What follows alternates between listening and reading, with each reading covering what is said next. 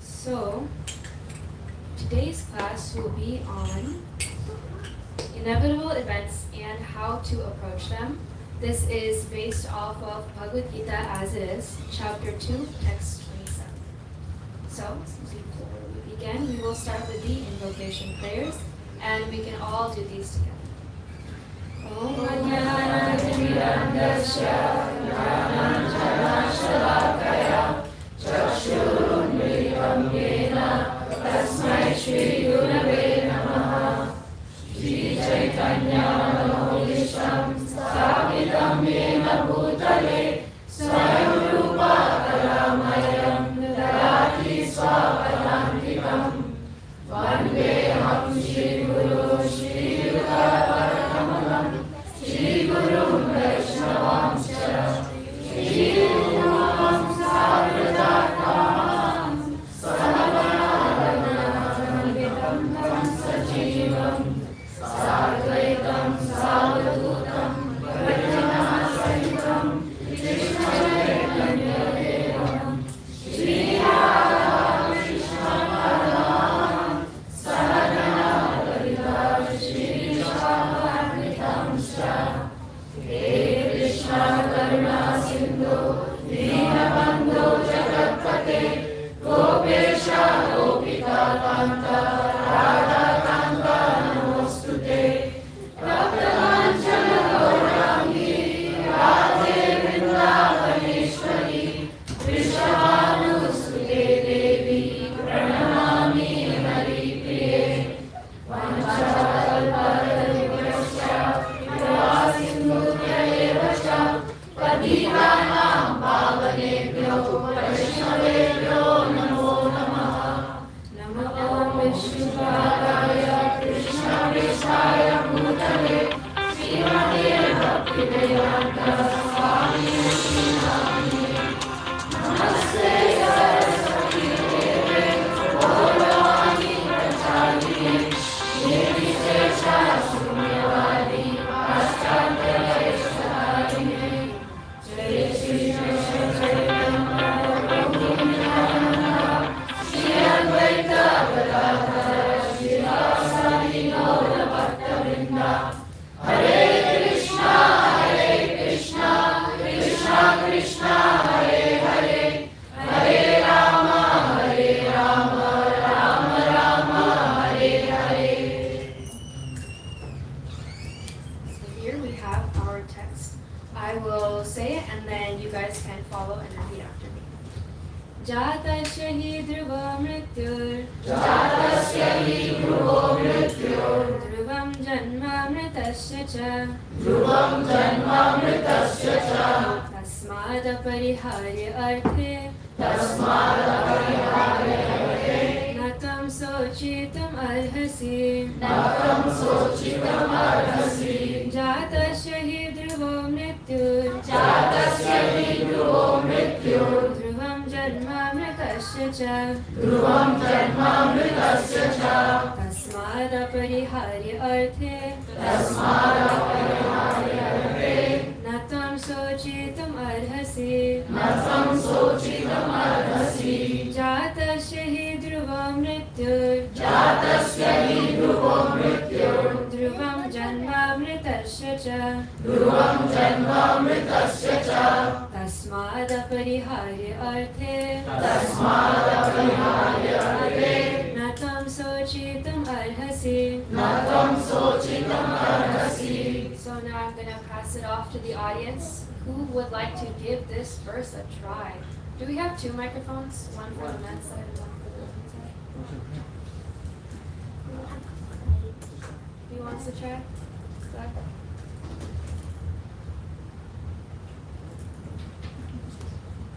Jatasya hi dhruvo mrityur Dhruvam janma mritasya cha Tasmat apar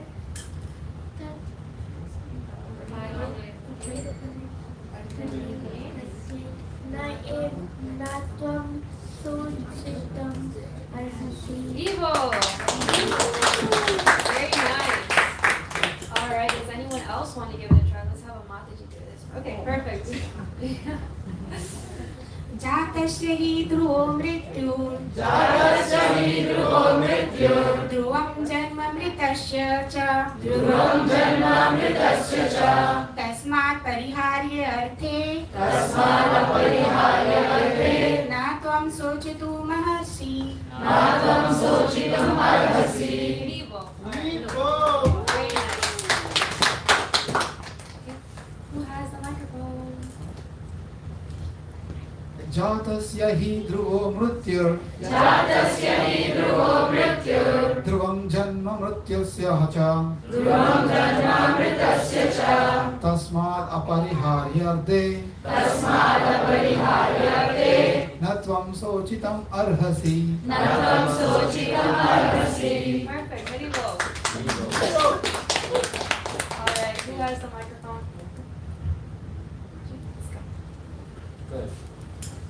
जातस्य हि ध्रुवो मृत्युः जातस्य हि ध्रुवो मृत्युः ध्रुवं जन्मामृतस्य च ध्रुवं जन्मामृतस्य च तस्मादपरिहार्यर्थे तस्मादपरिहार्यर्थे न त्वं शोचितुमर्हसि। न त्वं शोचितुमर्हसि। Thank you.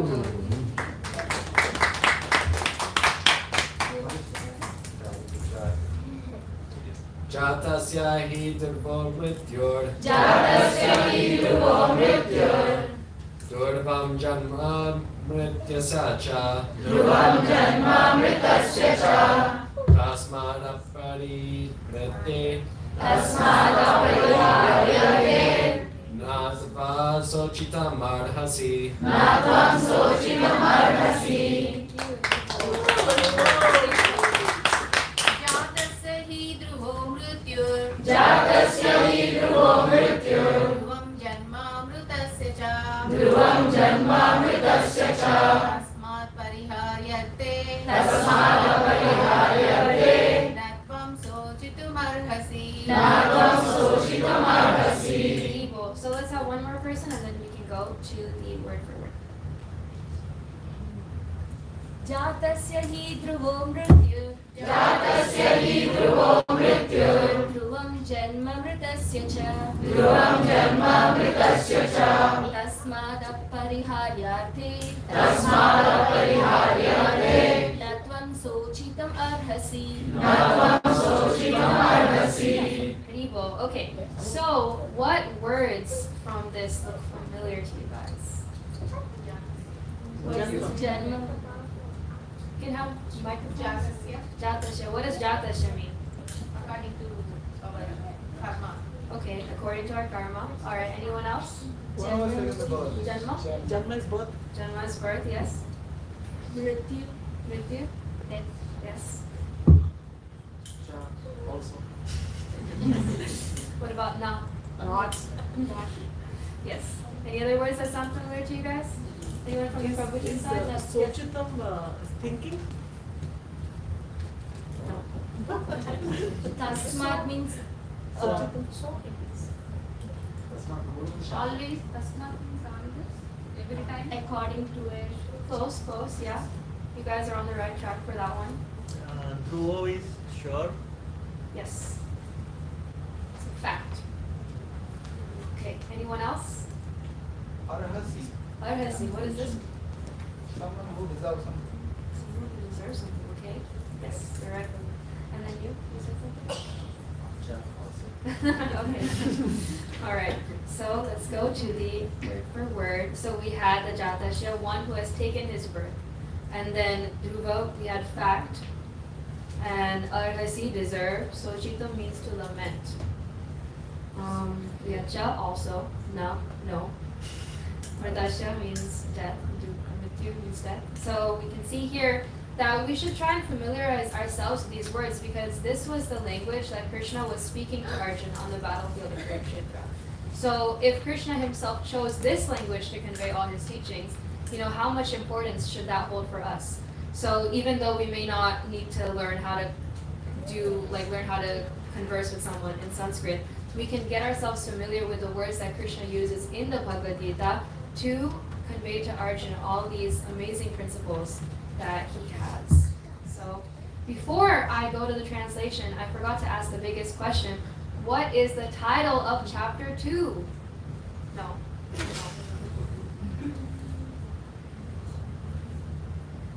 Vaishnavi?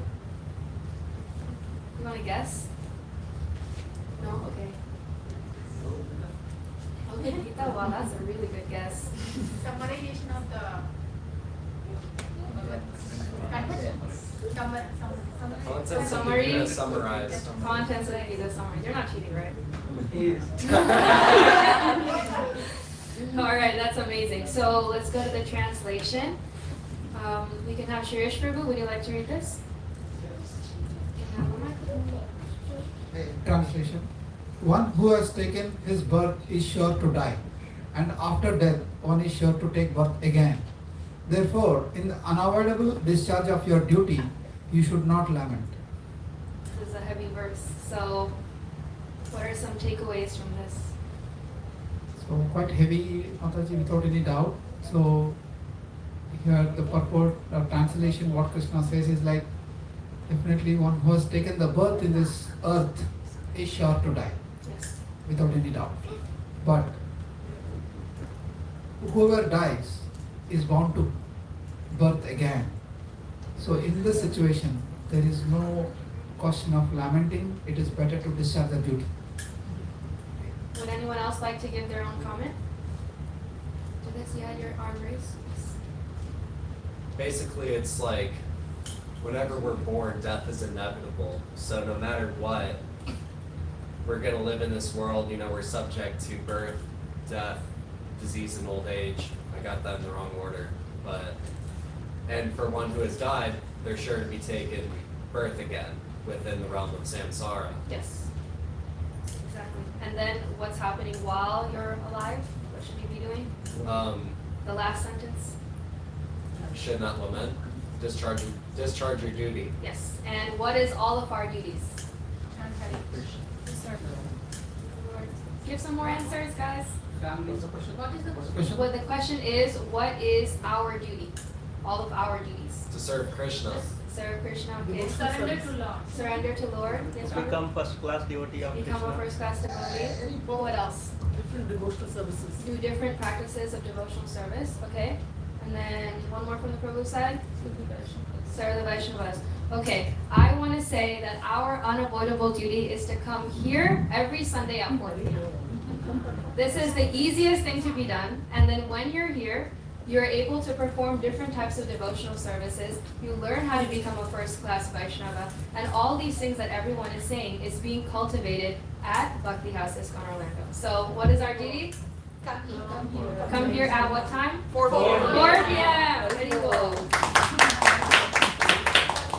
So when I was reading this translation, I saw 3 main points that Krishna was telling Arjun. And these are the 3 teachings. So these are the 3 main things that is being said in the translation.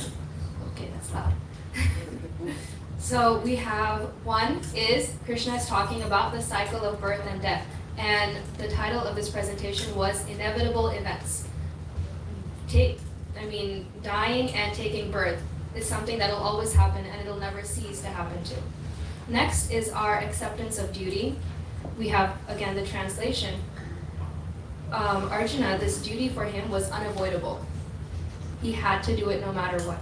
And while you're doing your duty, you should be detached from the outcomes and you should not lament, which was what Arjuna was doing in his case. So, like I was saying before to Shirish Prabhu, this verse is really heavy because it talks about death, and this is something we don't like to think about a lot of the times. So, today I wanted to rename the word death as graduation. All right? So we don't approach the topic with a fearful attitude that's surrounded by this word. And graduation is something that we prepare for. It's considered to be our next step in life. And for many, there's a lot of uncertainties that are associated with graduating. You're leaving all your high school friends, your college friends, and you're going out into the workforce, an unknown place that you've probably never been a part of before. So this change is very scary, but we also know, why do people graduate? Because there's so many possibilities of what can happen after you graduate. And that's why we see so many people in school, because they want to hold that degree in their hand. because it opens up the way for more. So, to build upon this theme of graduation that we see here, I also want to include the writings of the previous acharyas, and I would like to point out a certain song that Bhaktivinoda Thakur has written. So this is part of his Siddhi Lalasa Bhajans, and the translation is extremely important because it shows the mood Thakur Bhaktivinoda had towards graduation. So let's have Avinash Prabhu read this. When will Lalita Sundari foster me as her own aspirant novice maid servant? Then later, she will offer me up onto the lotus feet of Srimati Radharani and will place me entirely at her disposal for rendering various services according to her own merciful orders. So it's a lot, right? He's asking a question, and then later we see it becomes a statement. So what's happening here is Bhaktivinoda Thakur is expressing his longing towards Lalita Devi, towards Rupa Manjari and Srimati Radharani. For what? So that he can act according to their will. Whatever you desire, I will do it. So he wants to be close to the Lord, and we can see this sense of urgency he has in this text, right? So the main takeaway from this passage, why I wanted to show this, is because of the mood of Bhaktivinoda Thakur towards graduation. He had a very hopeful and a very optimistic look. And we must also try our best to cultivate this mood in our lives. But we also must remember that Bhaktivinoda Thakur was not idly daydreaming. He wasn't thinking, oh, this will happen and then that will happen, and I'm not going to put any work or effort into making that happen, right? So for us, it means that we don't have to just, oh, we're just chanting more rounds, we're doing more service. We have to fix the mentality that we have attached to these practices, because those are the backbone of our bhakti. It means to increase the quality of what we're already doing, and the question is, how can I improve my mentality, right? So all of us right now, we have a set service, whether that can just be coming to Sunday at 4 p.m., maybe that's sweeping the floors, washing the dishes, or doing DD services. Now we have to reflect back on those activities. We had an amazing class last week. It was very insightful into what can be done, right? So we need to reflect back on that and think, have I completed the things that I said I would do last week, right? So it's a constant reassurance of that again and again. And if you are doing it, then how can I improve? How can I improve my mentality when I'm doing this service that I said I would take? Or if you're not doing it, then what steps can I do to start? Do I need to call a friend? Do I need to do something else? What will encourage me and motivate me to start doing the things I said? So the question of improving my mentality, like how can I improve my mentality, that was the basis of what Arjuna was asking Krishna. After Arjuna had done his whole spiel to Krishna, then he was like, what can I do now? Because his mind was in such a state of confusion and doubt. So we want to, so that's the basis of what Arjuna was asking Krishna. And the main point is that we cannot work on this overnight, right? It doesn't matter how much we're doing.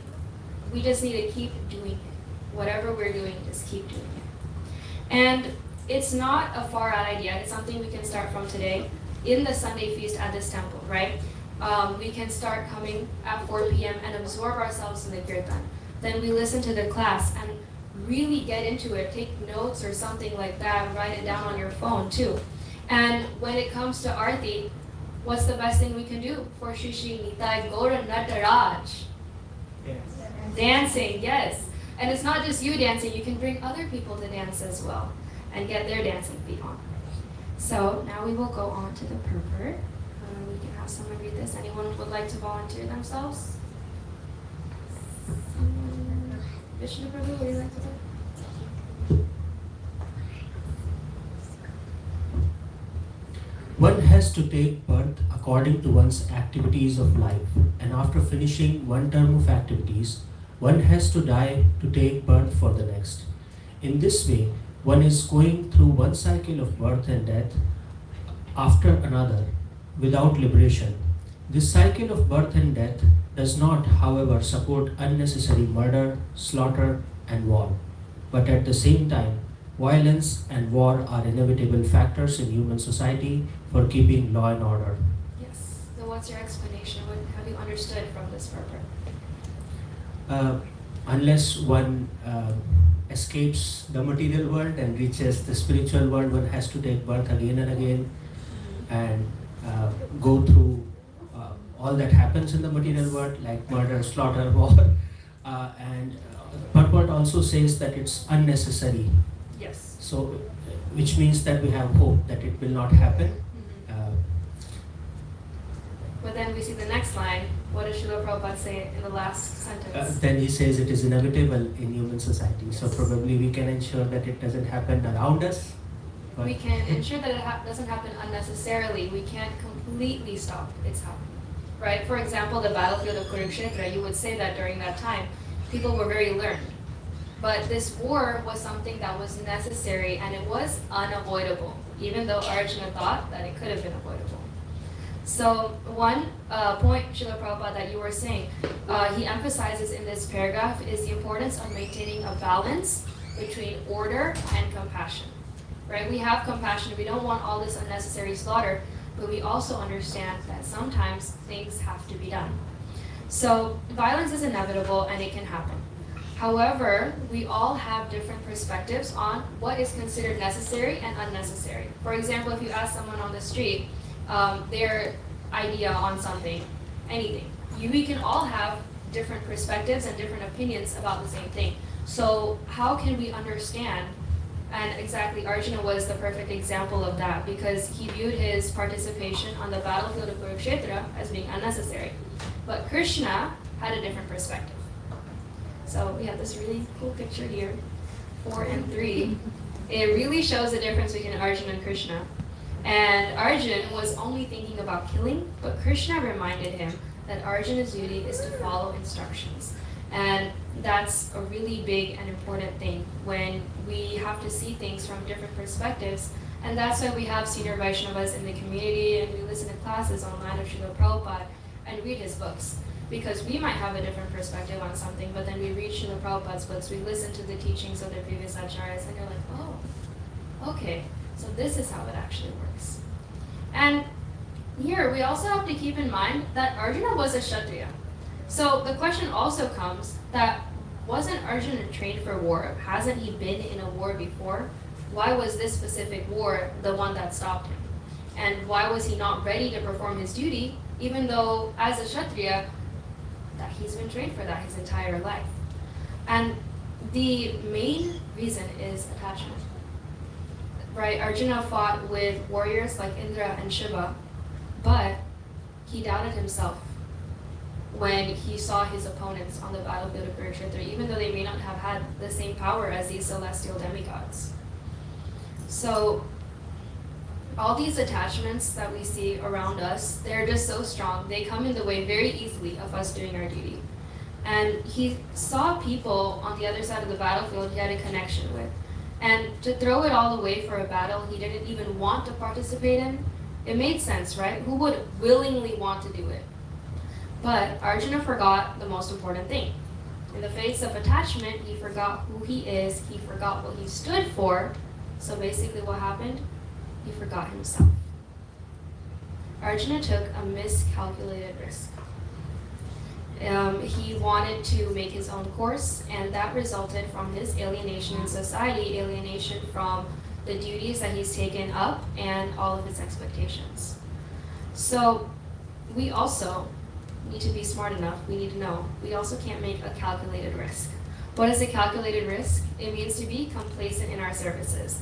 Oh, I can't actually do this, so I'm just gonna continue doing what I'm doing, and you won't even improve your mentality in what you're already doing too. So this all stems from thinking on our own, and that's what Arjuna did. Arjuna, he didn't seek any counsel from the Guru, Shastra, and Sadhus. He made up his own, he didn't made up, but he made his own conclusions, and this deprived him of the perspective that we were talking about before. And that led to confusion and doubt. So now that Arjuna wanted and emptied out all of his arguments, he spent one whole chapter and almost a little bit of the second chapter talking to Krishna about it. He wanted guidance. So this picture is a really great example of how many people there were on the battlefield of Kurukshetra. There was an estimated amount of like 3 million people there. And I want to ask you guys, who was Arjuna looking at? He had Bhishma, he had Drona. Who was he looking at? Krishna. Krishna. So, in the same way, we should also come here. When we come to the temple on Sunday, who should our eyes be focused upon? Yes. Well, let's take it one step further. Who else? Prabhupada. Yes, Srila Prabhupada. Right? So Arjuna had Krishna with him. And we don't have Krishna with us. We cannot converse directly with him. So who do we have here? It's very easily accessible. Yes, we have Srila Prabhupada. And we have Srila Prabhupada in the form of his books. And that's all we need. Because Srila Prabhupada said that everything is in my books. So we don't have to worry. Why? Because Srila Prabhupada is there and he'll never leave our sides even for a moment. Here, even in the Sambha room, Srila Prabhupada is always here and looking over us. So the same bond that we need to develop with Srila Prabhupada has existed between Arjuna and Krishna. And this is a really beautiful picture of how much, friendship can do. So I have a question for all of you now. After Krishna spoke to Arjuna on the battlefield, did Arjuna ask anyone else on the battlefield for their opinion on how he should approach the battle of Kurukshetra? No. Why not? I mean, like one person, and you need some few diagnoses, right? Like what's gonna happen? Yeah, you need a second opinion. Exactly.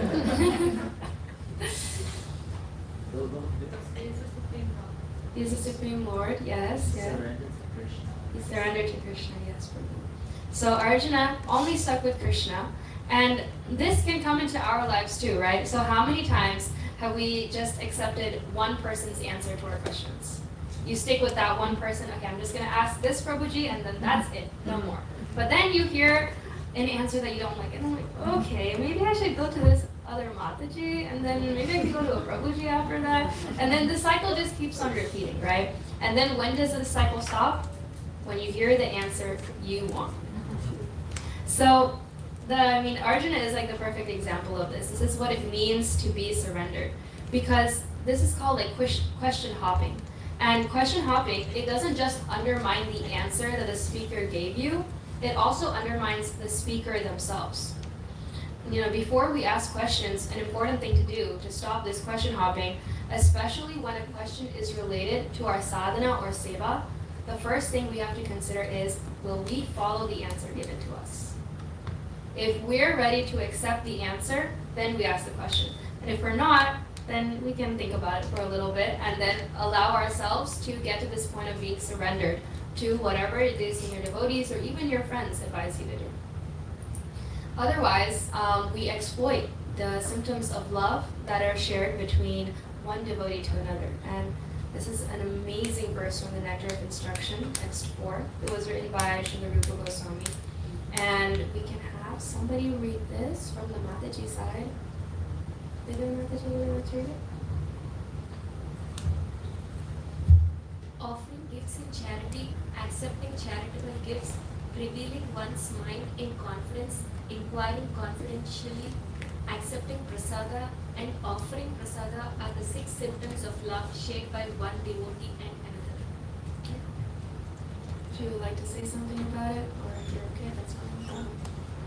Here we are talking about the 6 symptoms of love that one devotee should do and care for the other. Yes. So this is something very easily done, right? You can give a little gift to someone, you can give prasad, and accepting prasad is the easiest thing to do. But revealing one's mind in confidence and inquiring confidentially, those are very high level things, right? And when you do something like that, and when you tell someone about what's been going on or how can I improve from this state that I'm in, you want to make sure that you stick with the same person, because people will always give you different opinions. And when these different opinions are happening, what happened to Arjuna? He was in a constant state of confusion and doubt. So the point is that we need to learn how to change the mentality, and the first step is to be aware. Think back in your life, in maybe even previous days, months, or years. Has this happened to me, and have I done this before? And then from there on, you can see, okay, if I usually do this, then let me just take a deep breath, recollect my thoughts, and see where can I go and where can I improve from this. And that's exactly what Arjun did. He listened attentively to Krishna's words, and he also put it into practice. Arjuna was open-minded, yes. So when we're asking questions to a bunch of different people, are we open-minded? Sometimes, yes. But if it's like a bunch of different people, same question, are we still open-minded?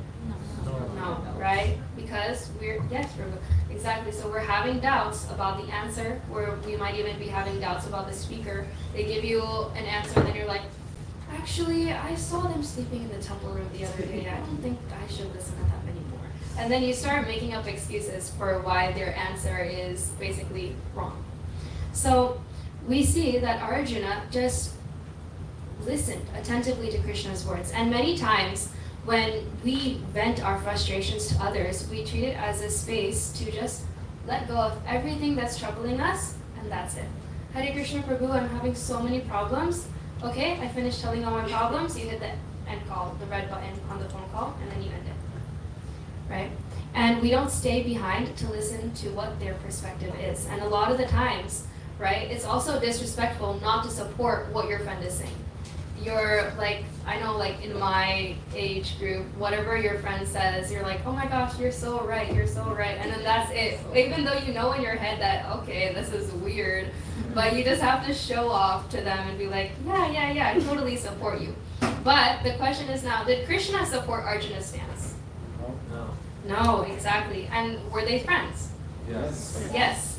So even if Krishna didn't support his stance, he still listened to Arjuna, and he made himself readily available. So it was a mixture of both, right? Arjuna was open-minded, and Krishna was there as a friend. He wasn't there just acting as a friend, but he was acting as a friend who was guiding Arjuna onto the right path and in the right direction. And ultimately, because of what Krishna did and how he approached and made himself readily available to Arjuna, Arjuna understood what Krishna was saying. And Arjuna also, we should also remember that Arjuna did not push Krishna away for having a different perspective than Krishna had. Right? He listened to Arjuna, and this is exactly what type of exchange we should be having with devotees. Many devotees have different opinions and things like that. We listen and we use our power of discrimination. Read based off of what you have read in the Shastras. Oh, have I heard a class on this topic? Or even if a devotee, for example, gives you an answer you might not completely agree with, then why don't you research in the Shastras? Okay, is this what Srila Prabhupada has said? And then from there on, you can continue on with that. So let's go on to the purport and then read from there. Someone wants to read from the Prabhu side? Oh, the battle of Kurukshetra, being the will of the Supreme, was an inevitable event, and to fight for the right cause is the duty of a Kshatriya. Why should he be afraid of or aggrieved at the death of his relatives, since he was discharging his proper duties? He did not deserve to break the law, thereby becoming subjected to the reactions of sinful acts of which he was so afraid. By avoiding the discharge of his proper duty, he would not be able to stop the death of his relatives, and he would be degraded due to his selection of the wrong path of action. Thank you. So what is one thing you've taken away from Srila Prabhupada's program? It was hard to read, so I didn't focus much. Okay, think about one sentence that you can see here, and then from there, where can you go? Well, let's go maybe the last sentence. Let's focus on that. Yes. If you want to, you can read it again. Yeah. So basically, we see here is that the death of Arjuna's relatives, based off of the last sentence, will it stop? No, it won't. Yes. And what will happen to Arjuna if all this happens, all the way at the end? Lamentation. No. Selection. Degraded due to his selection of the wrong path of Yes. action. So basically, Arjuna had the ability to go into the war and he had the ability to stop more than what could have already happened. But we see here that Arjuna wanted to remove himself and take himself away from the equation and see, well, I just don't want to be a part of it, but I'll still let it happen anyways, even though he knew that he had the ability to change and influence things on the battlefield of Kurukshetra. So that also comes with us, you know. We always think about, well, I don't want to be a part of this, but I'm not going to tell them not to do it, right? And that's something we definitely have to work on, going for the right goal and what's the right thing to do in certain situations. And that's a really hard pill to swallow, actually, because we never want to make trouble for others. We always want to be like, I'll just not do it. You keep going, do it. Or if you see someone, for example, if they're, let's say, they're sweeping and they haven't like swept under the chairs or something like that, and you just look and they're like, yeah, whatever, I'm not the one doing the service, it doesn't matter to me. But you go and you tell them, like Krishna told Arjun, that, hey, this is actually how you're supposed to do it. And then from then they learn, and then they take that with them to the next level. And every time you see them sweeping, now they have your point in mind. So let's move on, and actually, yes, let's move on to the translation. Right before we do that, I would also like to point out that everything that we've just talked about was explained by Srila Prabhupada in just a very small purport. And that's the real beauty of Srila Prabhupada's teachings. I mean, for us, we can have like seminars upon seminars of classes about one topic, but Srila Prabhupada can say that exact same thing in one of his short 30-minute classes, and that's all it takes for him. And then from there, also, it's up to us. How much do we want to delve into this topic? Because we see here it's very easy, okay, after death, this happens, and birth happens, and then just keep on doing your duty, don't lament, and then you don't delve into it much further than you can. But because Srila Prabhupada, he reveals things accordingly based on our enthusiasm. So if we are not enthusiastic about it, is that a word, enthusiastic? Enthused. If we're not enthused about what we're doing, what we're learning, and what we're hearing, then will further knowledge be revealed to us?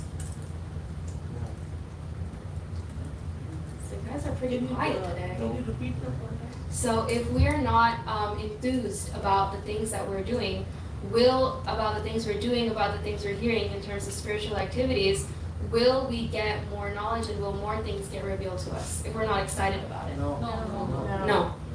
So in relation to this, I would like to tell a short story. During Srila Prabhupada's time in India, around 1967, 1966, there was not much book distribution. Book production, and book distribution happening in India. And we all know how much emphasis Srila Prabhupada had on book production, book distribution. So Gopal Krishna Goswami Maharaj, he had took it upon himself to arrange a big display of Srila Prabhupada's books in something called the International Book House, which was a very large establishment at that time, and it had all the books from everywhere. So they had displayed the books for about a month, and not many books were sold. So, I mean, the time comes and you have to give a report to the manager of how you've been doing your work, what's been going on. So Maharaj also had to go to Srila Prabhupada to give an update of what was happening in the bookstore. So he told Srila Prabhupada, we had a big promotion, very prominent display in the windows, but we weren't able to sell many books. And to this, Srila Prabhupada said, my books are sold because of the enthusiasm of my disciples. And nobody in the store is enthusiastic. That's why. And it doesn't matter, it goes on to all these different services. It's not just book distribution. I'll just be enthusiastic about book distribution, and then when it comes to sweeping, mopping, and washing the dishes, that's actually me. But it's really boring stuff. But we have to see it in terms of the light, how it's connected to Krishna, And as long as we remain enthusiastic and we have to complete our services properly. And Srila Prabhupada, Gopal Krishna Maharaj said that he repeated this line about 2 or 3 times. My books are sold because of the enthusiasm of my disciples. So the best way for us now, the question is, how can we remain enthusiastic? The best way for us is to be in the association of enthusiastic devotees. And what is the best place for that? Yes, Orlando. 6, 5, 1. Rouse Road. Let's all say it together. 2, 6, 5, 1. Rouse Road. All right. So it's the home of Shri Srinitha Gaurnikaraj. So I would like to go back to the translation and ask a question. It's a really easy question, actually. Is there a certain personality you know of in the Shastras that had faced an unavoidable event?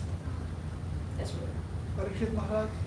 Yes, Prabhu. First try. Okay, let's do some other people. Get some different personalities in here. Prahlad Maharaj, yeah. Got a lot of unavoidable events. Anyone else? Vision, Bhisham, what was his unavoidable event? living in the home of Oh, that's true. Did everyone hear that?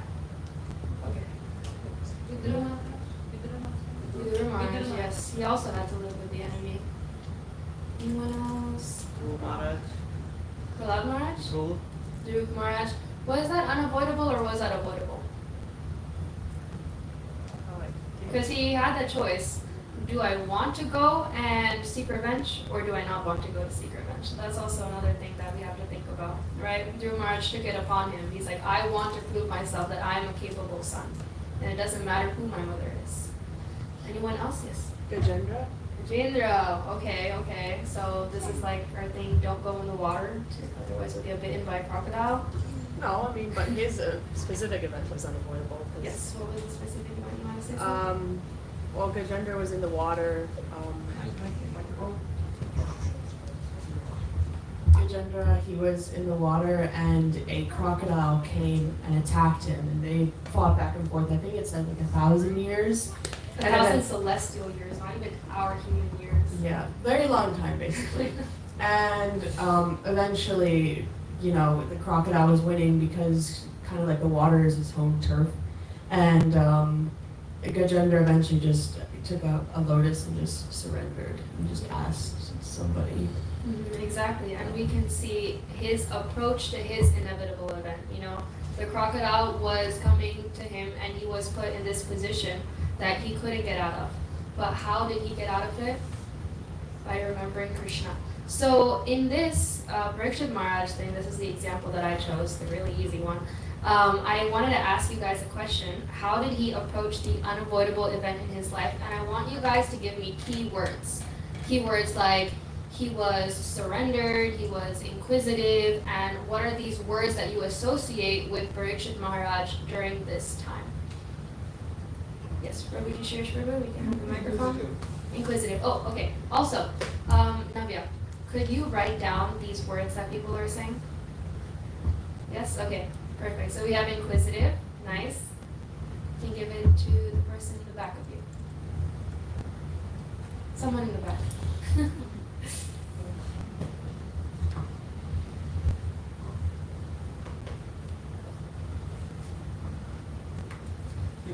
Enlightening future generations. Enlightening future generations? Okay, so that's how he approached the unavoidable event, more like in his life. Limited time duration. Limited time. What did he do during the limited time? How did he approach this limited time that he was given? Curious to know about Krishna. Yes, he was inquisitive. We can write that down. He was accepting. He was accepting. will of the Lord. He was attentive. Well, that's an amazing one. Okay, attentive. He was surrendered. Yes, surrendered. Another great point.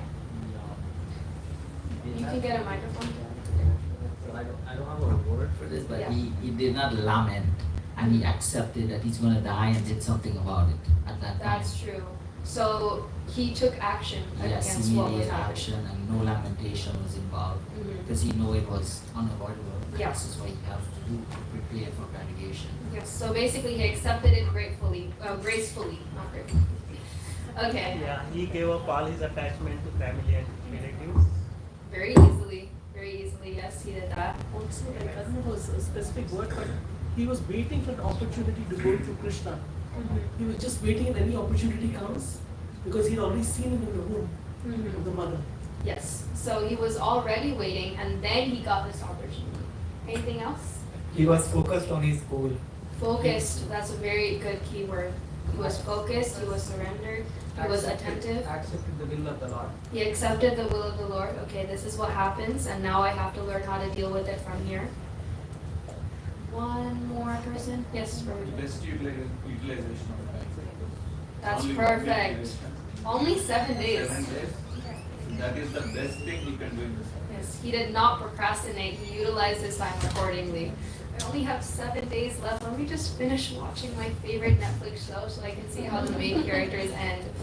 And he did not do that. He immediately went to go and seek the associate. Oh, that's another thing. You guys didn't say that. I'm like, Okay, go ahead. he sought association. We got some more? Yeah, one thing I was Yeah. saying, accepted when people say, but also acted. Acted in appropriate ways. He didn't think, okay, I will do, but he also did it. Yes. And that's something he also knew what to do. He didn't just mentally speculate for the first 3 days and he was like, okay, I have only 4 days left. What am I going to do? What am I going to do? And then just that question just keeps on looming over your head. No, because he had this knowledge from a younger age, from before, he knew, okay, now that the time has come, what do I have to do? Fully immerse myself in Krishna consciousness. Also, like, no fear of death. That's another one. So, okay. Yeah. Did you want to say something? No fear of it. No fear. Okay, so let's give the microphone to Yes, the inquiry was more based like not for himself but for humanity at large. Because he knew everything and he wanted to know from the Lord this. So for human being to know how to prepare for this time that is coming. Yes. So he had made that all the inquiry that he asked was for us humans to do, to prepare ourselves. How can we learn from him? Yes, he was a great example of that. His question and inquiry was more based on that. So I want to give the microphone to Navya now, and I want her to read everything that she's written down. Descriptions were inquisitive, A little louder. enlightening future generations, Louder. accepting, attentive, surrendered gracefully, easily let go of his attachments, already waiting for the opportunity, Can we focused, speak a little slower? he didn't procrastinate, he had good association, he acted appropriately, and he didn't have a fear of death. Okay, so what did we hear from that? If we didn't hear anything, we have to say it again. He's a pure devotee. That was not on the list, Mataji. Okay, Navya, let's do it one more time, loud voice and a little bit slower. He was inquisitive, Inquisitive. he enlightened future generations, Enlighten future generation. he was accepting, Accepting. attentive, Attentive. surrendered, He he was surrendered. accepted gracefully, What did he accept gracefully? like his fate. Yes. He easily let go of his attachments. He was already waiting for the opportunity. He was focused. He didn't procrastinate. He had good association. He acted appropriately, and he had no fear of death. Alright. So how many of these things do we have? We do have good association. That's the one we have. Do we have focus? I mean, everyone is on their own. This is just something to think about because these are the qualities that Parikshit Maharaj had when he found out that it was his time to graduate. And for us, do we know our day of graduating? No. Yes, we do. No, right? Okay. So we don't know, and all these key words like surrender, no procrastination, I'm like forgetting inquisitiveness, association, we need to apply them in our lives starting from now. And it's not that we don't have to apply all of them at once. We can take one, okay, focus. It doesn't mean that I have to be 24/7 focused starting from right now, no. Let's just say, okay, right now for today, I want to be focused in the kirtan. I want to be focused in the class. I want to be focused when it comes to chanting my rounds. Or I want to be focused when it comes to washing the dishes, making sure that I've gotten every speck of dust off of it. So we need to also reflect, like I said before, on everything that we said we would do last week. And if it's been going well, reflect, and based off of these points that we've already mentioned about having good association, etc., add that to your list of that service that you're doing. Now, how can I make this service better? By following in the footsteps of Parikshit Maharaj when it came time for him to accept his fate. So I would like all of us now to do a little exercise, and this is called our priority chart. And I just want all of us to focus on mundane things. We don't have to focus on anything spiritual.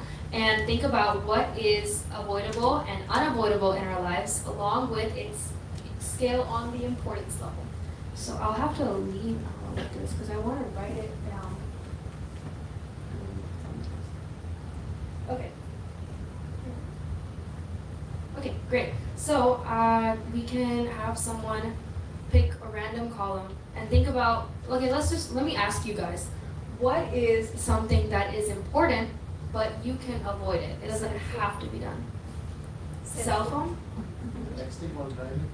Texting, that's important? Important but avoidable. It's important but avoidable, texting while driving? What is to be? Yes, important but avoidable. Okay, spending too much time on a cell phone. Upgrading my car. Upgrading, okay. Sometimes you have to, right? Okay. What else do we have? New phone. Purchasing jewelry to the wife. Oh, gee. No, Srila Prabhupada actually says that in one of his purpose that we have to keep the wives happy. So that also means to.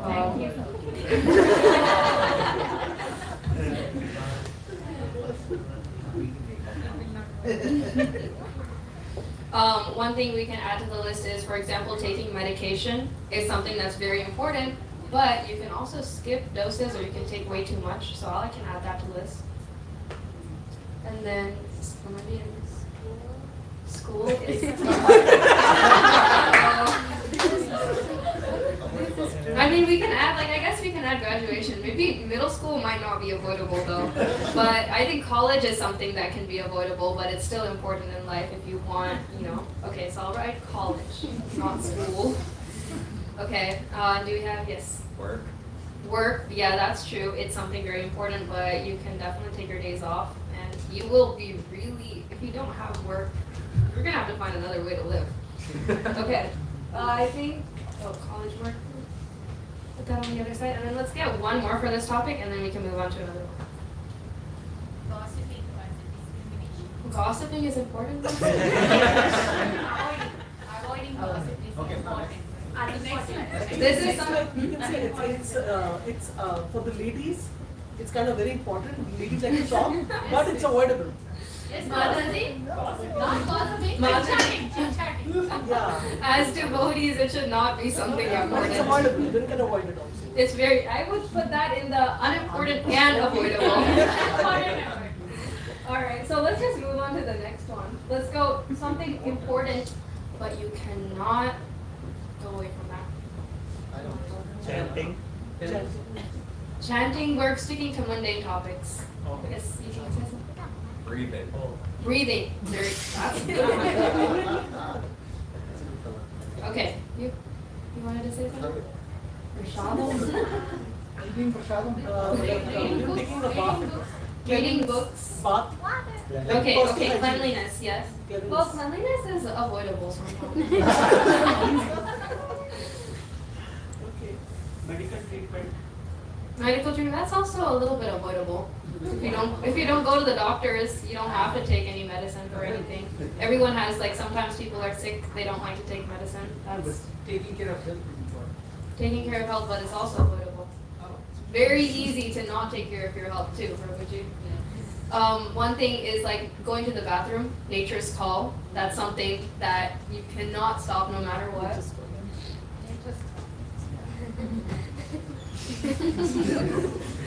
Alright, is there anything else? Broken car.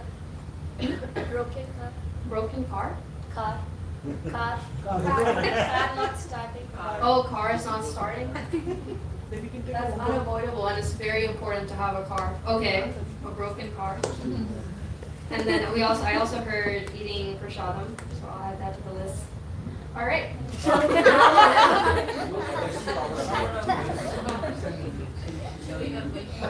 Okay. All right, so now we'll go to unimportant and avoidable. Gossiping. Yes. Unimportant. No, Madhu is saying it's important. It's like a nature of ladies, because they like to talk, ladies like to talk, somehow or the other they want to talk. You won't find men talking so much.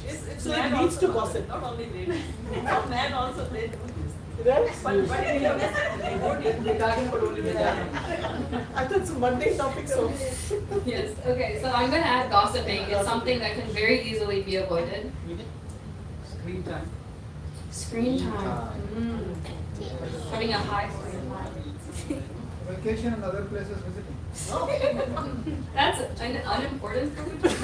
Everyone is different based on that. Okay, vacations, we can add that. Hey. No one is allowed to have vacations after this.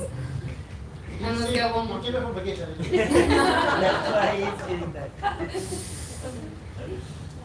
Prabhu doesn't want to go home today. You had your hand raised. Unimportant, avoidable. Unimportant and avoidable. Yes. Bad association. Bad association. Is bad association avoidable? It is. Can be. It can be, but it's up to you, right? Yeah. You have to try to give association. Yes, exactly what Mataji said. So we always have to try to give our association because we never know. Like, for example, let's just say like you can even be stuck in an elevator and the elevator doesn't work and the people around you are not at the best quality. So it's definitely something that is really hard to avoid. And in that scenario, what do you have to do? You have to train yourself up so that way you won't get led astray. And how do we do that? By reading Srila Prabhupada's books. And that's the best way. And I love that you bring your Bhagavad Gita here. It's really nice. It's like silently chanting. Chant loudly so they can hear. Just chant loudly in the elevator. Oversleeping. Oversleeping. Avoidable.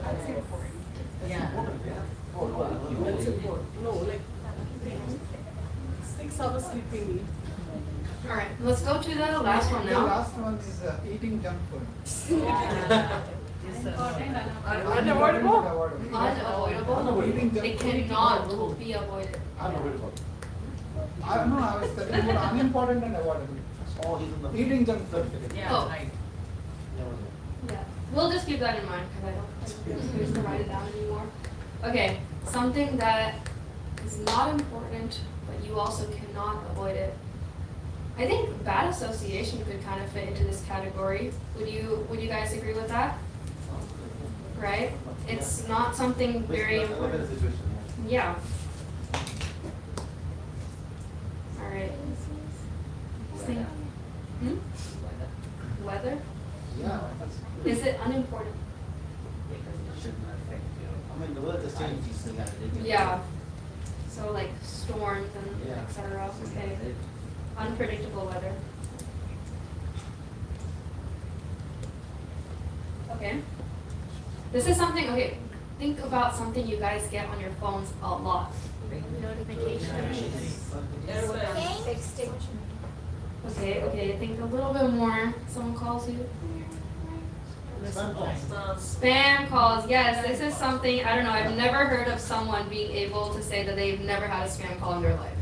That's definitely something that wastes everyone's time, and it still happens. All right, do we have some more? I don't know, notifications was a good one actually, because sometimes actually notifications are important. Huh? You can, yes, so that is avoidable. All right, let's do one more in this category and then we can. Advertisement on the, whatever, the app you open, Facebook or something. Yeah, but what if the advertisement is good for Ispon Orlando advertises their Right, so there's so many different things that we can say. We heard from today's discussion that everyone has their own perspectives on what is avoidable and unavoidable and what is important and unimportant. And there's so many different scenarios where these things can constantly be changing here and there. So it's up to us to understand what's avoidable and unavoidable in our lives, and the best way to do that is to go to senior devotees, to go read Srila Prabhupada's books. Is Srila Prabhupada saying that this thing, can I avoid this thing in my life? Or is this a part of my life that's always going to happen? An amazing example we just read before was about war and violence. Srila Prabhupada says that we should not kill unnecessarily, but what happens still? Violence still and war still has to go on because that's how you maintain order in society. Yeah, you should change that order. Alright.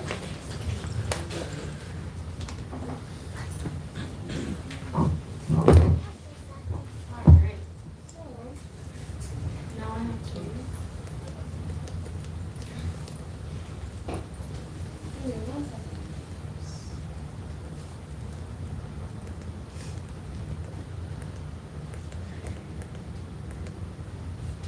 Alright, so I would like to go to the summary now.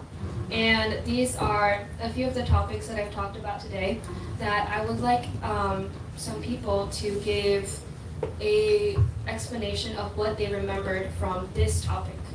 Death means graduation. If anyone wants to raise their hands. So I'm asking everyone to give an explanation or whatever they remember, any key points that they took away from my speech about death equals graduation. And if no one remembered, it's okay too, guys. Yes, Prabhuji, we can have a microphone too. Off.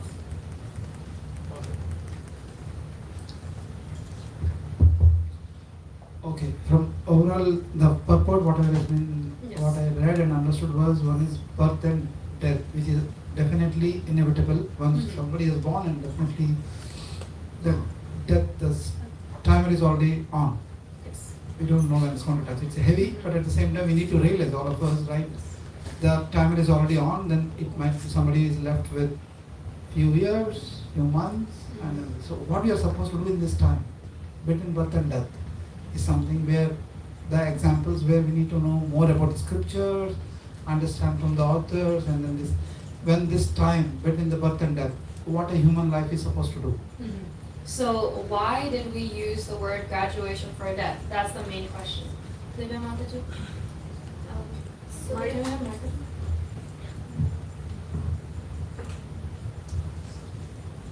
So, at the time of death, we shouldn't lament. At the same time, we need to consider it as graduation and going for new opportunities, new Yes. excitement things to Alright. get into new. Marsha, you had your hand raised? Yeah. I think it's like thinking of death as graduation is kind of changing the perspective because we view death as such a negative thing. But graduation, while it is scary because you don't know when you're going, and then you go into the workforce, you've never done that before, so you know there is some fear, but it's also, you know, it has that opportunity for change and growth. So I think it's just the whole changing the mentality behind it. Exactly. And now, what author what Vaishnav Acharya did I use to help me in this support of death equals graduation? Bhaktisiddhanta Saraswati Thakur. Yes, perfect. Okay. No. Okay, yeah. I just heard Bhakti. I got him. Yes, okay. So that's great. Let's go to the next one. Different perspectives. So what was the picture that I had up there? 3 and 4, yeah, exactly. And what is something that you guys remember from the slides of different perspectives? So Manvi, let's go. Microphone is right there. To be open-minded and to don't ask like too many different people. Yeah, you only want one different person. No, I'm just kidding. But yeah, so different perspectives is to be open-minded. What else? When you're open-minded, how are you supposed to listen to the other person? Like, let's say you're venting to your friend. Oh, this thing just happened to me. They didn't get my salad order right. Like, I don't know what I should do now. And then I'm your best friend, right? So what are you gonna say in this situation? It's okay. Okay, and then maybe you can go back and then ask them, right, to help you with your salad order and get it right, something like that. So would you just agree and be like, oh yeah, I hate that place, they're the worst? No. You sure you wouldn't do that? Okay. Yeah, so that's what different perspectives is, and that's how Krishna was acting to Arjun. He didn't just blindly agree with everything that Arjun was saying. He listened to everything that Arjun was saying, but he also added his own perspective, the correct perspective. So now we have miscalculated risks. Dun, dun, dun. Does anyone remember anything that happened from who took the miscalculated risk? Okay, yes, for me. Can you say something? Yeah. Microphone. So what I can remember from miscalculated risk, Arjuna was the one, and he wanted to basically go into the forest and be isolated and not take instruction or guidance from Krishna. So in the same way, we should seek guidance from the proper gurus and the bona fide representatives of Krishna, and not try to come to decisions on our own without consulting our guru. And then that's the triangle of truth. Can someone tell me the triangle of truth? Guru, Sastra. Sadhu, yes. Sadhu. Guru, Sastra, and Sadhu. So this is a triangle of truth that whenever you're unsure of what decision you have to make, you consult the Sastra, you consult the people around you, and you consult your guru. Now, lastly, we have open-mindedness. We already talked about this a little bit, but how can we, remain open-minded in our lives? It's really simple. Can we? Okay, actually, the question is, can we remain open-minded, or do we want to be closed-minded? We want to have discrimination. We want to have discrimination, yes. So we want to have this open-minded awareness of what's going on around us. Accept things what comes from you. Yeah, but that's the big thing, right? To be open-minded, because everyone always has their own answers to the questions that they ask, and then they don't listen to the answers that have already been given. Yes. So we want to be open-minded. Yes. But we also want to fact-check it by going to Sastra and checking what Perfect. Sastra says. Exactly. That's the triangle of truth, and that's how open-mindedness and Krishna consciousness works. You listen to someone, this Prabhu gave an amazing answer to my question. I would like to find out more about this question and what answer it could come from, right? So you go on Vedabase, you use the little search engine feature, and then you're like, oh yeah, now I have like Srila Prabhupada's verification of what he said. And then that brings another level of enthusiasm and excitement to this question and that you're very interested in. Lastly, I have our priority chart. So what did we all learn from this example? I said it before, but everyone. Important, unimportant, avoidable. Yes, that's the priority chart. So what did we all learn from this? Everyone was giving many different opinions, but did I write all of those opinions down? No. Why do you think that was? No one knows? Okay. Guys, come on. Okay. So, what? We're all different. We're all different, right? Exactly. That's what I was going for. So everyone has a different thing. Shirish Prabhu may not want to buy his wife jewelry, but his wife wants him to buy jewelry for her, right? So this is the different perspectives that we all have. But then we have to go in Shastras and into Srila Prabhupada's books. What does Srila Prabhupada say about buying the wife jewelry, right? He says that it must be done to keep the wife happy. So in this way, we're using our triangle of truth in everything that we do, and this is our priority chart. The best way to do it, make sure it's verified by Sadhu, Guru, and Shastra. So thank you all so much for your time today. This concludes the end of my presentation. Hare Krishna. And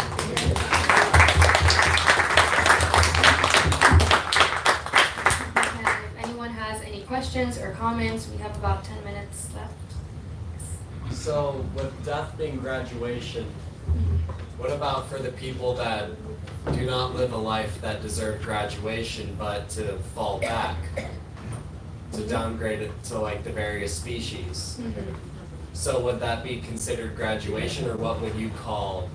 That's just continuing the cycle of samsara, birth and death. So like, since you're just, since you decided to have death be graduation, Yes. how would you describe for the people who come back through samsara? Would that be maybe going with school terms like being held back a grade or something, going like a downgrade? No, it's not being held back down a grade, especially if we give Krishna consciousness to everyone. We treat it as a bank account. Your balance is always going to be there. The bank is not going to take that away from you, right? So whatever small thing you do, you're never going to go down. You'll stay at the same position that you're at, and you can even go higher from there. So literally, you can only go up from here on out. Anyone else have any questions or comments? I think Gopi Prabhu was asking for the devotees, the word graduation is appropriate. Yes. But for For not the devotees, non-devotees. it is not appropriate because they're not looking forward for any bright future ahead. So that is the question he posing. For the non-devotees, what word you would use? Because for the devotees, graduation is like how you explain it. Yeah. Like you're looking for a better future because you're treading the path for a better future. Mhm. So the question is that what he's asking for the non-devotees, like the karmis, and people who don't care about spiritual life and advancement, what would you would use there for that purpose? That's Same. what his question Yeah. is. It wouldn't be a graduation. It's the same verse Krishna told Arjuna, because that's how Arjuna was looking at it at that point. He was looking at it from a mundane perspective, so Krishna also gave him the answer that death will happen no matter what. You just have to continue doing your duty, and you should not be lamenting, because it's unavoidable. So that's my understanding. If anyone else would like to hop in and answer, yeah. So I would like to add a few things. So after graduation, not everyone gets good job or high position in good company. So it's the same thing. So if we live our spiritual life, then it's better chance that we are elevated to a higher planetary system or go back to the goal of Vrindavan. But if we are not doing our spiritual life and just like too much entangled into the material world, then we are falling down. It's the same way. So That's actually a very good answer. Thank you, Prima. So it's still the same word, graduation. I want to add like like the Gita teaches us the art of dying, right? Yes. The whole book we're reading in Gita is teaching us the art of dying. So I really like that example you've given about graduation, because now this is like art of dying we are learning, right? But in the material world, mostly people are so much about degrees, graduation, this and that, good job, sense gratification. So for them that is so important. It's like, oh, my child is graduating, the whole family come. And for us as devotees, we are like, we are want to read Bhagavad Gita. We are not so concerned about that material graduation. So it's really good. And then also like, just one more point was coming, but I'm forgetting right now. Just wanted to mention a little bit on that. I don't know whether I got it right. The way you've taken that topic, graduation. Yes, it's exactly that. Right, you've taken the material perspective, but then the spiritual is like. Yes. Okay. Yeah, I was going to add, everything is going good, but just to understand the word graduation. Graduation means when you go to a college and you got a degree, we graduated. Do we go back to the college to do the degree again? We go to do the master's degree or PhD, more and more. So the graduation only happens when you don't come back to take birth again. That's the graduation to be understood properly. So what we are doing is doing spiritual activities or activities that has been prescribed that we should be doing, which will take us out of the cycle of birth, death, old age and disease. So graduating, of course, we are dying. That time it is going to be decided, are we graduating out of the cycle or back in the rat race? Born, die, old age, disease, born, So that's the point. I would just say, everyone's the same thing, I'm like making it more sequence-wise so that we know. Graduation means, no more go to same college again, I'm done. Next thing. Thank you so much. Maybe I don't have any questions, but I want to have a comment like, thank you so much for the class, because I saw you always doing the good kirtan and then music and then also some debates and conversations, but I was seeing you for the first time giving that class alone. Alone. So fantastic, and then I think you prepared the slides very well, and then I know it's a very heavy verse from the Bhagavad Gita, and then literally putting into the graduation, you have eased a discussion actually, I would say that. It's an ease of discussion and then very well connected, and then I'm sure that you must have spent a lot of time in preparing the slides and all, and thank you so much. Thank you. All glory to Srila Prabhupada. Yeah, that was the reason I held on giving a class for so long, because I kept on telling my dad, I don't have anyone next to me, I don't know what I'm gonna do. But I just sucked it up and I was like, okay. Done very well. I asked Avi, but he didn't want to help you, so. So I'm sorry about blanking. So anyways, there is one part in the Prabhupada I wanted to talk about, where it says war is inevitable, but at the same time violence or war is inevitable. But before that it says support unnecessary murder, slaughter, and war. But this class I can't remember who was giving the class, and it was talking about we have to try to make peace. I mean, war is inevitable, but at the same time, if you can come to an agreement without killing and slaughtering and all of this, then it's even better. So that's what Krishna tried to do before all of this happened. He was a peacemaker. So he tried his best to avoid this war. So that's the same way society should be, but you can see in society that doesn't happen. Yeah. And everything, the first thing is war. So that's one thing I just wanted to point it out. It says war is inevitable. Yes, it is, but we are not trying, the superiors are not trying to avoid the war by making peace first.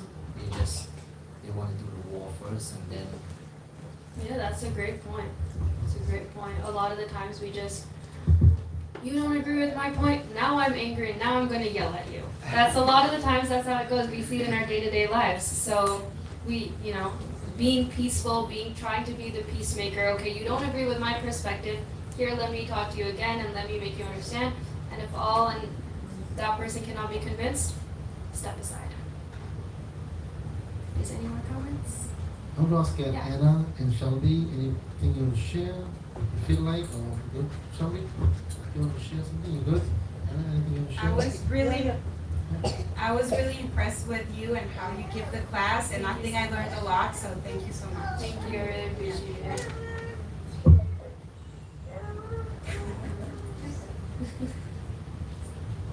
We have 2 minutes left until Aarti. What does unnecessary murder mean? I'm just asking you, what do you think? Unnecessary murder. What could that mean? Doing it for fun. Right, probably, yeah. Right, but yeah, that's good. We all know that. One more thing, taking on your own life. It's also very important to make sure. Sometimes some things happen, okay, have a small fight as you mentioned, and stepping out and taking your own life also. Grade in school something. So suicide, taking your own life, these are not going to help you graduate to the spiritual world.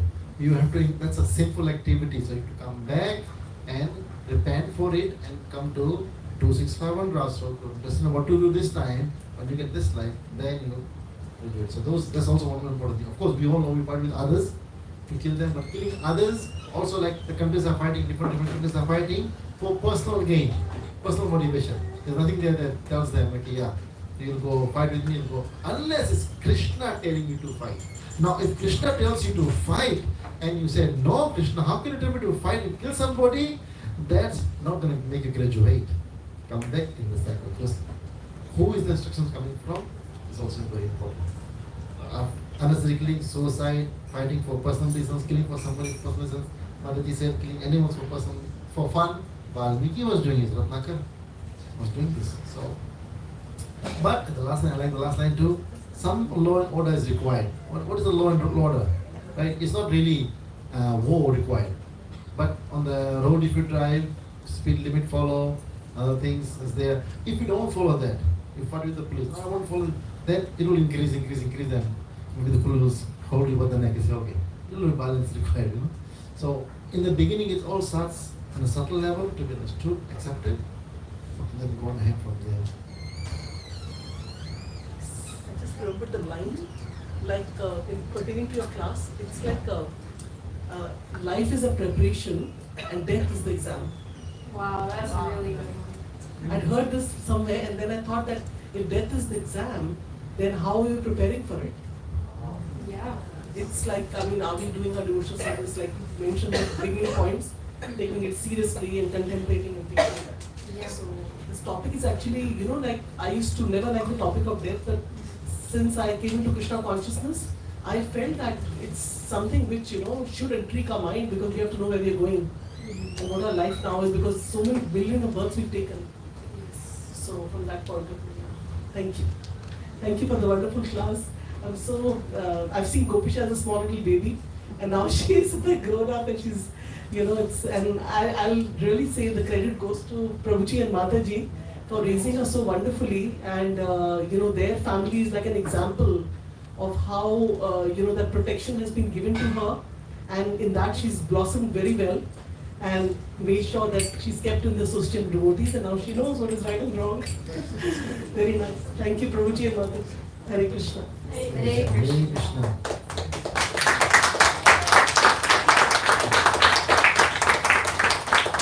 Shri Gauranga ki Jai.